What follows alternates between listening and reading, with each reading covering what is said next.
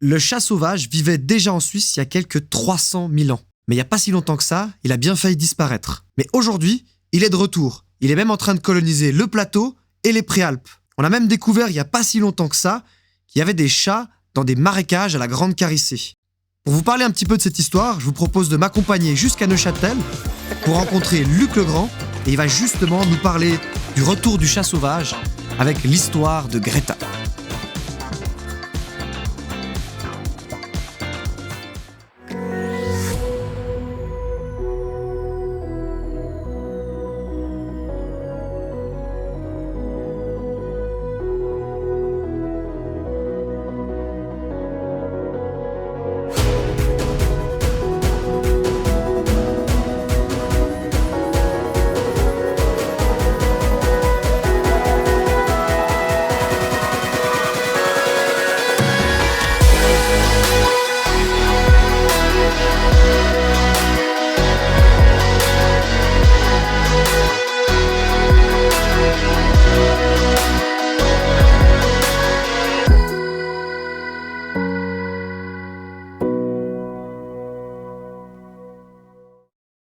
Et adieu cette équipe.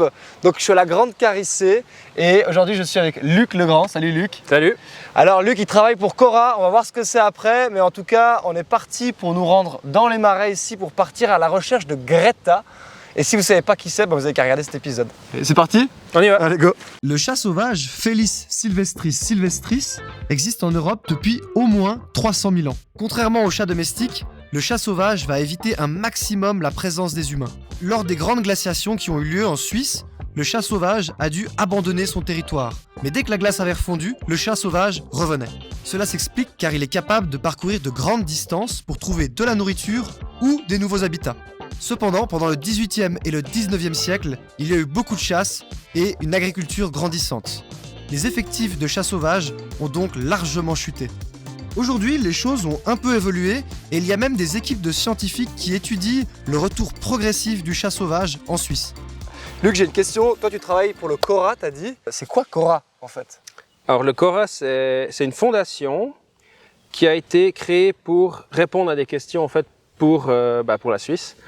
Et là, le but c'est de suivre, compter en quelque sorte les grands carnivores.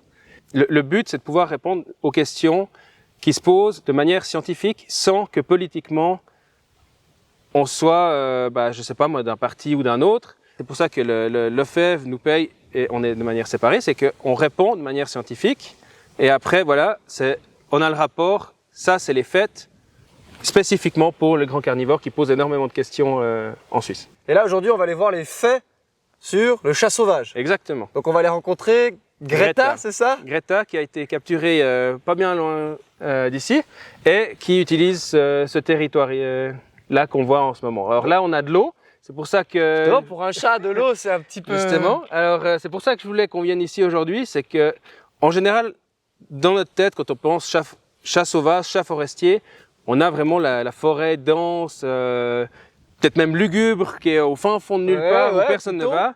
Et en fait, on se rend compte que non, le chat sauvage, il peut utiliser d'autres territoires. Et puis, tu me demandais ce que c'est le Cora. Le Cora, c'est justement un des rôles, c'est d'essayer de comprendre. Ok, en fait, on a ça, on ne savait pas.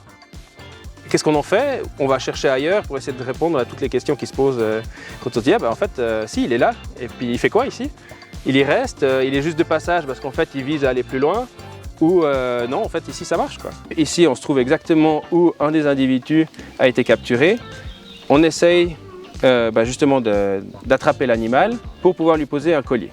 Là, l'idée, c'est on a un collier qui reste quelques mois sur l'individu, 1 an idéalement. Et les données sont retransmises par voie GSM. Et à la fin, le collier, il a une petite bandelette qui s'use au fur et à mesure et le collier tombe. L'idée, c'est toujours de minimiser l'impact qu'on a sur l'animal, sur l'individu en question même. Voilà, alors ici, on est là où Greta a été capturée, ils ont tous des petits noms. Nous, ça nous permet de rigoler un coup et puis de s'en souvenir. Et Greta, c'est une femelle qui a un territoire très dense et puis on est vraiment dans un habitat que on ne s'attendrait pas en fait pour un chat sauvage. Dans le Jura, on sait, il y a du chat sauvage.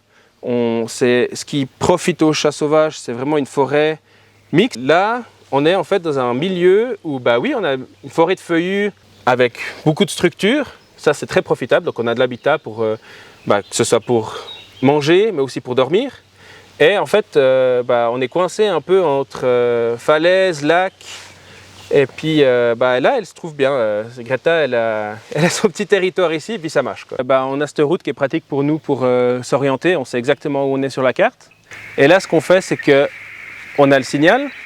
Et puis, on va avoir différents sons. Enfin, c'est toujours le même son, mais il est plus ou moins fort.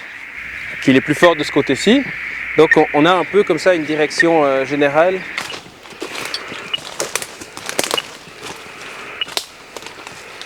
Là, vous l'utilisez en l'occurrence pour le chat sauvage, mais tu as parlé du lynx, et en Afrique, je sais qu'il l'utilise aussi sur d'autres animaux. C'est une technique qui peut c'est surtout, puis maintenant, c'est très léger. Il y a le Vogelwarte qui fait vraiment des tout petits émetteurs qui vont sur des oiseaux, sur des chauves-souris. C'est les chauves-souris, on en parlera dans le prochain épisode, mais voilà. On n'en dit pas plus.